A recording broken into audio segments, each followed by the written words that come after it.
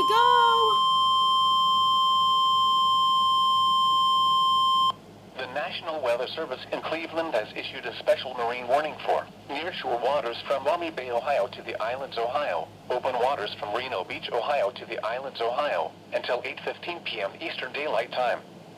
At 7:17 p.m. Eastern Daylight Time, a severe thunderstorm was located over North Cape, moving east at 10 knots. Hazard, wind gusts to 40 knots and large hail. Source, radar. Impact, small craft could be damaged in briefly higher winds and suddenly higher waves. Large hail could result in structural damage. Locations impacted include Reno Beach and Pudding Bay. Move to safe harbor until... Oh, shoot. Severe thunderstorm warning for Lucas County I know. right now. Yes, I know, okay?